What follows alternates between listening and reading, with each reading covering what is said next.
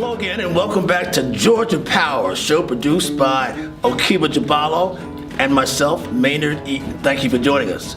Our guest this time is somebody very important given this political season. Her name is Ufot, the executive director of the New Georgia Project. What is that? How are you? Thank you for being here with us. Thank you for having me. So the New Georgia Project, we're a nonpartisan civic engagement organization founded in 2014 by leader Stacey Abrams. And the goal is to register and educate and engage what's known as Georgia's new American majority. In about 6 years, by 2024, Georgia will be the first state in the Deep South with a white minority. So African Americans and Latinos are going to make up the majority of Georgians in 6 years. And so the goal of the organization is to not only get people registered, but to get people educated and confident about evaluating candidates that share their values, so that we can bring about the change that we seek in Georgia. We're here on the campus of Clark Atlanta University with students here, budding journalism students, and students, young people, make up a big part of what you do and what New Georgia Project is about, correct? Absolutely. So the new American majority is made up of people of color and young Georgians, or young people under the age of 30. And so when we think about the Georgia that we're trying to build, we prioritize sort of our conversations and relationships with members of those communities when we start thinking about the politics and the policies that we want to see. And policies matter to people under 25, under 30? Several. So I don't know if a lot of people know, but the minimum wage in Georgia is $5.15. So the federal minimum wage. Heard them growing then. Right. The federal minimum wage is $7.25. And so Georgia's minimum wage is below the federal minimum wage. And the people who can be paid the state minimum wage, full-time students, developmentally disabled adults, people who work in the service industry, like waiters, bartenders, their minimum wage is $2.13, right? And so while we know a lot of people don't make the minimum wage, there are a lot of people who do. And as long as the floor is really, really low, it sort of caps wages for everyone who makes above that. So if we raise the minimum wage to $10.10, or we raise the minimum wage to $15, then everyone else's wages go up. You're also raising consciousness about this whole political apparatus and about Georgia politics, are you not? That's absolutely the plan. I think that a lot of people think that you vote and then you go away, like you vote and then you go home, and that's the end of our responsibility. And we believe that ultimately young people and people of color in Georgia have the ability to hire and fire any elected official who doesn't share our values, or those who do. And so that means voting for them, that means holding them accountable, that means showing up after Election Day and being clear about what our demands are and what, again, the politics and the policies are that people want to see.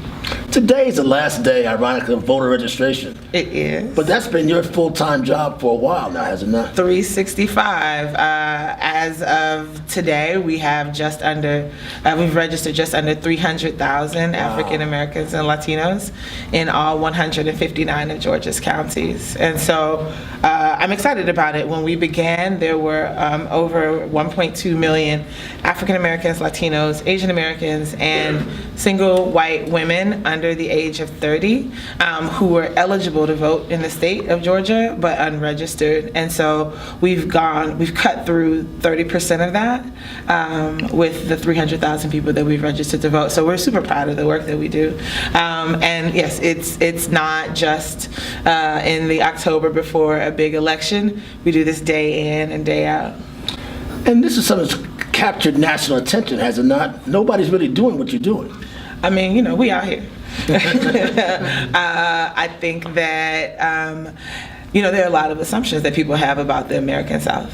And while some of the sort of rhetoric around Georgia and the South is earned, right? With conservative policies that don't match the temperament of the people, and elected officials, particularly conservatives, who are not accountable to all of Georgians. We aren't afraid to call people out. We aren't afraid to sort of use whatever platforms we have available to us. So if that's national media, we're going to use that. We have basically three approaches to the work that we do. So lawsuits, we file civil rights and voting rights lawsuits against the state of Georgia when it is necessary and when it's a clear violation of the law.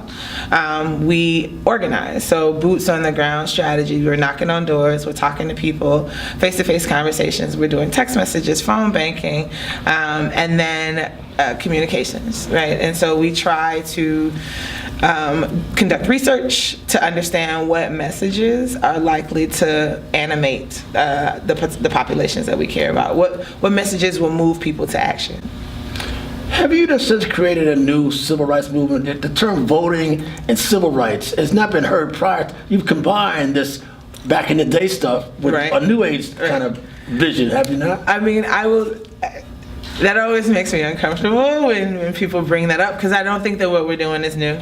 I think that we do this work in the tradition of sort of civil rights veterans. So in the tradition of SCLC and SNCC and the NAACP and several civil rights organizations, I think that the difference in what we do is that we leverage technology to make our jobs easier. So, we build mobile apps that are designed to help people register online, help people research candidates. We have an app that we're releasing next Wednesday. That's brand new stuff. Yeah, I'm excited about it, and it is new. It is new, but the goal is the same, and that's to make sure that we have a true democracy where every voice is heard and that every vote counts, and that you are not prevented from fully participating in the rights and responsibilities of being a U.S. citizen because of your race, because of your gender, your national origin, your sexual orientation. Well, I'm sure appealing to these young people. What will this app do? And some of the folks who will be there introducing it are young themselves, are they not? Yeah, well, I don't know if T.I. is young. Oh, well, okay. He appeals to them, anyway. Right. Younger than me, that's for sure. T.I. got like 100 kids. But it's, so myself, Reverend Raphael Warnock, who's the chairman. He's the chair of the New Georgia Project and the pastor at Ebenezer. I remind people that he's only like the third person to lead Ebenezer since Martin Luther King was assassinated. And then T.I., who is a rapper from Atlanta. We're really excited about his participation because so Georgia has the highest number of people under correctional control. Wow. So people who are in prison, on probation, on parole, who have some sort of dealing or relationship with the criminal justice system. And in a lot of places in the South, if you are convicted of a felony, you permanently lose your right to vote. I had a student tell me that this morning, one of his classes. He cannot vote because he has a felony. But it's not true, though. So in Georgia, when we say once you're off paper, so it means that once you've satisfied the terms of your sentence, you are automatically allowed to register to vote. And so bringing T.I. on to the campaign is actually a really big deal for us because he's formerly incarcerated. He has been convicted of felonies, but he's off paper. He doesn't have to report for probation or parole. And he has re-registered to vote, and he voted in the last presidential election, and that's really a big deal. And I think that there's so much misinformation out there that people disenfranchise themselves. But there was a guy that we registered to vote at Greenbrier Mall who broke down crying because once we explained to him what the voting rights are for former felons in the state of Georgia, he was like, so you mean I could have voted for Obama in 08 and 12? And I'm like, yeah, you could have voted for whoever you wanted to. And he was really, really upset because, they don't tell you once you are done with your sentence, like you are a full citizen again. You get to vote, you get to participate, pay taxes, etc. And so we are trying to fill in those gaps where the government hasn't done a good job of letting people know what their rights are. This app is brand new technology, and what will it do again? So super pumped about the app. You put your address in, and it tells you all of the people that you're eligible to vote for. So these are all the people that are running for governor based on your address. These are all the people that are running for school board that you're eligible to vote for. You click on their faces and it gives a brief little bio, but it also tells you what issues they, like where they stand on issues that matter. So like their voting record. It tells you who they've been endorsed by, and eventually it will list their top 5 donors. So I was on the phone with the developers on the way here, like I need that information. So it matters because when you think about some of the races like judge, Don't know who the heck they are. I don't know these judges. I don't often. And so I want this for myself as much as I want it for the people of Georgia. And I'll be honest, if I learn that a person is endorsed by, Planned Parenthood and the Sierra Club, that might be all that I need to know about who I vote for. If a person is endorsed by like the NRA and the Klan, I might not vote for that person, right? I definitely am not going to vote for that person, right? And so putting that information in people's phones, I think, is one of the greatest acts of service that we could do to the people, for the people of Georgia. And again, it is very much in a tradition of SNCC and the SCLC and people giving voters information like a voter guide. It's a ballot, and so we're now just putting it in folks' phones because we know that that's how the majority of people get their information these days. You mentioned a gentleman that you talked to at Greenbrier who broke down crying. You're touching lives. The New Georgia Project's touching lives, changing lives? I would think so. Again, I'm like, that makes me a little uncomfortable, but it's true. But it's true, though. I think that a lot of people question the value of politics. A lot of people question the value of their vote. And the truth of the matter is that, if we had elected officials in Georgia who, again, knew what our community's priorities were and felt accountable to us, we wouldn't be in the situation that we're in now. There are 12 hospitals in rural Georgia that are about to close because Republicans have left billions of dollars on the table because of their refusal to expand Obamacare, to expand Medicaid in the state of Georgia. And that's real life. Like, people are going to die. That's life and death. If you live in, Willacoochee, Georgia, or Americus, or somewhere remote, and it currently takes you 30 minutes to get to the nearest hospital, it's going to take, when all 12 of those hospitals close, it'll take ambulances an hour and a half to get to someone who's had a heart attack, and people will lose their lives. We're talking about, there are 159 counties in Georgia. And you've been in all of them. Georgia Project. We've been in all 159 counties, but almost half of them don't have an OBGYN. Wow. Right? So we're talking about, there are several counties in Georgia that have no doctors, right? That's a problem. And a lot of it is because people can't afford to practice because we haven't expanded Medicaid, because Republicans have left billions of dollars on the table.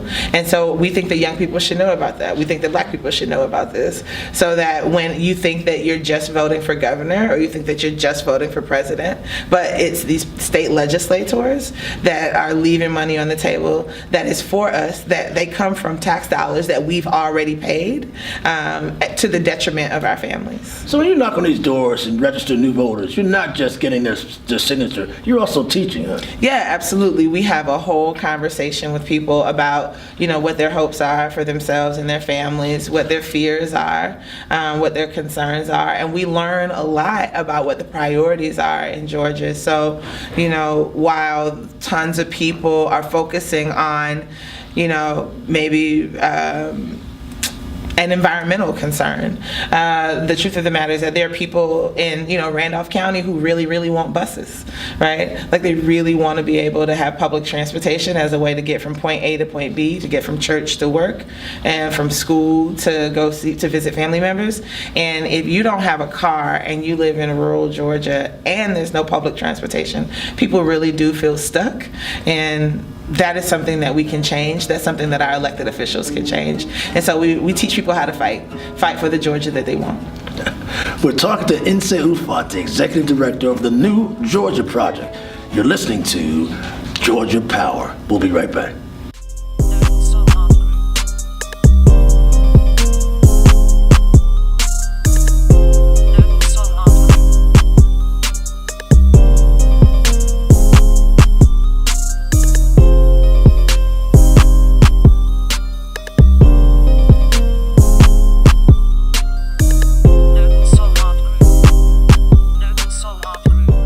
Again, I'm Maynard Eaton, and welcome back to Georgia Power. Our guest is Ufot, the executive director of the New Georgia Project.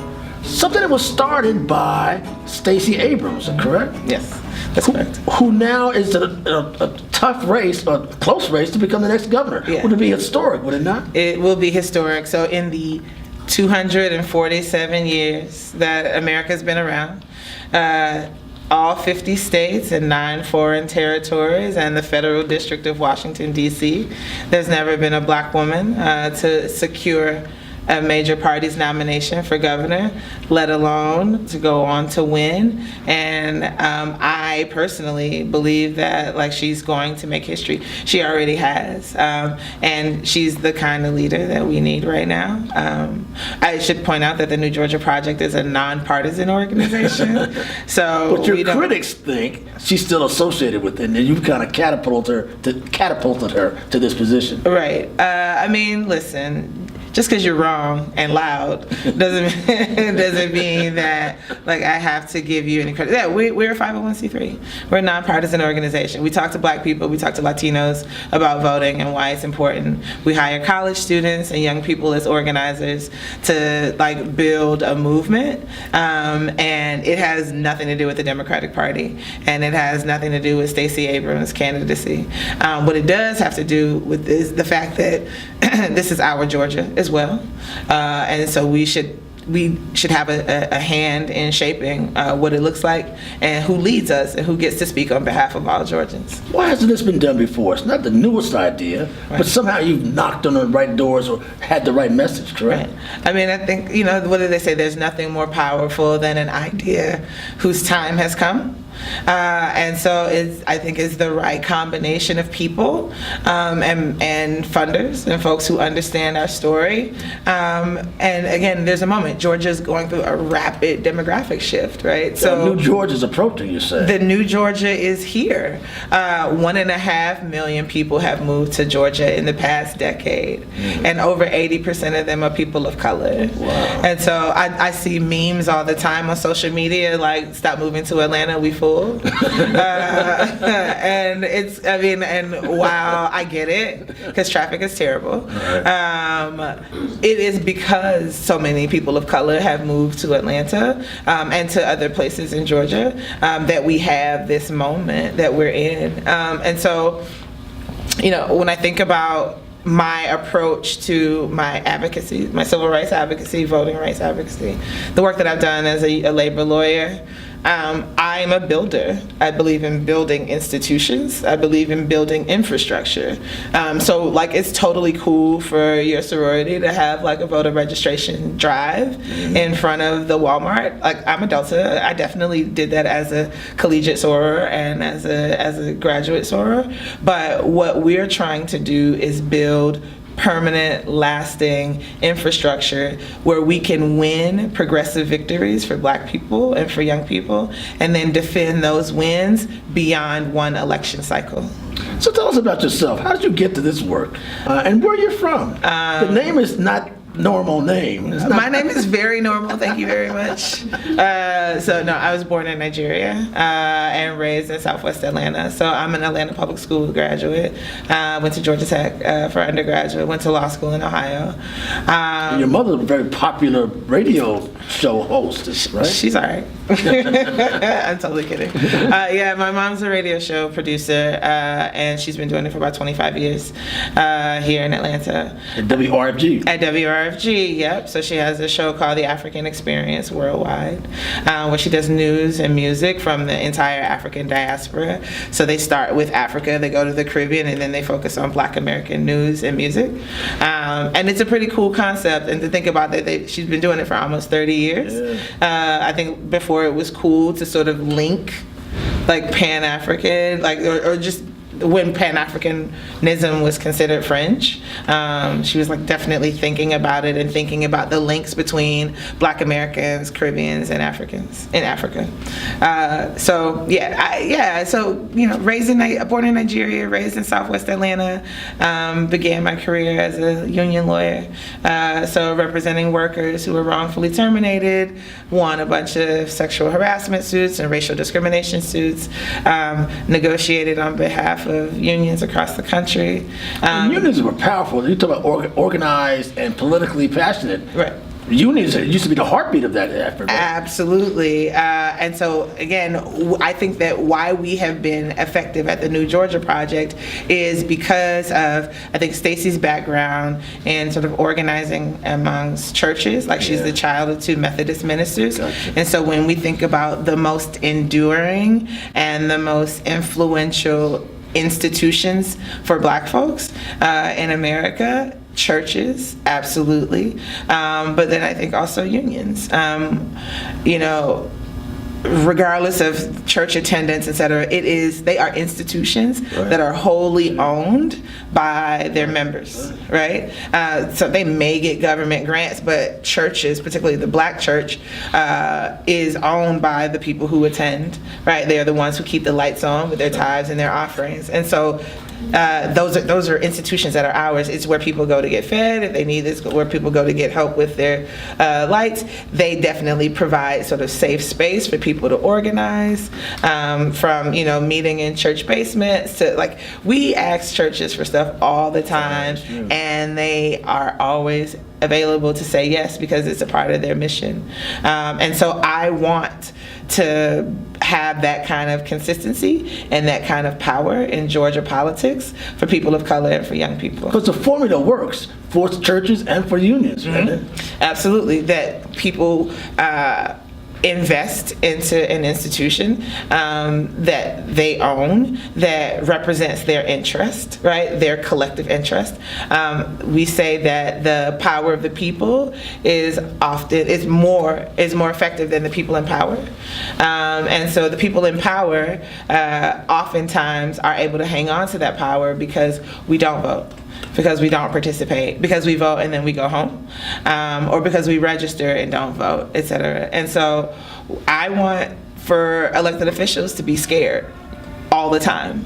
Like, I want them to be on their heels all the time. I want them to be constantly concerned about how Black people will receive their policies. I want them to constantly be concerned about how young people are going to receive their policies. I want them to check in with us. I want them to do temperature checks to be like, what would my constituents say? Is this going to be good for the whole? Is this going to be good for young people? Like, that's the kind of power dynamics that we want to establish and that we're beginning to establish around and that's what the state. you bring to the table here, huh? You're not necessarily knocking on doors. You're creating a political apparatus here. Absolutely, and we are not ashamed about it. I think that it took me a while to get to a place where I'm comfortable talking about power and who has it, who doesn't, how to get it. And I am definitely beyond that. Like, we want wins. We don't want to look like we're winning. We want to actually win. So, what is it about your organization now that registration is over? This is the last day of registration. Where do you go from here? How do you get folks from registering to actually going to the polls? Right. So I'm excited. Thank you for asking. We have a bunch of really cool stuff coming up. So obviously we're going to be tailgating. We're going to be at the Morehouse and Clark game on the Saturday before Election Day. We're going to be at Spelman and Morehouse's homecoming. And we're going to talk to 500,000 African Americans and Latinos in the next 28 days. So we have a team around the state, and we're still hiring. But we have a team around the state of about 300 people. And so between staff and volunteers, knocking on doors, making phone calls, sending text messages, reminding people to vote, checking in to make sure they're on the voter rolls, that they haven't been purged, making sure that they have proper ID. We have a video series that we're about to release called My First Time. Yeah, tell us about that. That's kind of interesting. Where we were basically interviewing people about the first time they voted, the first time they ran for office, or the first time they protested or engaged in any civil disobedience. And we're going to put it over R&B music. You said it's a little sexually innuendo there. Well, it's supposed to reference the first time people had sex. But my mama didn't like that. And so we're talking about the first time that people voted. And the idea is that we want to make, because there are 200,000 people that are turning 18 or 19 in Georgia this year. And so this will be their first election. And I think that when your first election is a presidential election, like you get why it's important to vote. I think less so when there is a gubernatorial election or like a municipal election, like the mayor's election. So, in 2013, 3% of African Americans under the age of 30 voted in the mayor's election. There was like less than 5% voted in 2009. And so when you start thinking about the fact that Mayor Bottoms was elected with a margin of just over 800 votes, so there's 800 people that decided who the mayor of Atlanta is going to be. That's power, and I don't want us to leave money on the table, and I don't want us to leave our influence on the table. And you're saying much of that influence could come from young people. Yes, absolutely. With 200,000 18-year-olds who are eligible to vote for the first time in 2018, that very well could decide the election. When you look at top of the ticket races, so in 2016, Secretary Clinton lost in Georgia by 211,000 votes. Senator David Perdue won by about 200,000 votes. Governor Deal was reelected by like 197,000 votes. So 200,000 seems to be the difference between the winner and the loser in statewide elections in Georgia. You could close that gap with just people who turn 18 this year. Wow. So that's why we focus on young people, and that's why we focus on people of color. You're here at Clark Atlanta University during our homecoming. Yes. Could you just talk to them about why it's important? What would you tell these young people about budding journalists, about why they need to be involved? I think that you absolutely need to be involved, because not only are you our future leaders, but you're citizens. So like, even if you don't go on to be captains of industry and to be CEOs and bosses, although I kind of feel like y'all are, that we want a Georgia where everybody counts, where people don't have to just focus on survival, that we can build a Georgia where people can actually thrive, right? Like, I don't want it to just be about the minimum wage, and I don't want it to just be about protecting us from the government that's trying to kill us. Like, I want us to build a Georgia where people can thrive, where there's tons of CEOs and we're creating tons of jobs, and people are being creative and telling beautiful stories about the awesomeness that is Black people in Georgia. And so that's why your voice matters. I wouldn't leave any tool on the table. I wouldn't leave any money on the table, and any tool on the table that can help us shape the world that we want to live in. And we need you all to do that. Ms. Nsé Ufot, the Executive Director of the New Georgia Project. I'm Maynard Eaton. This has been Georgia Power, and a round of applause, please, for Ms. Ufot.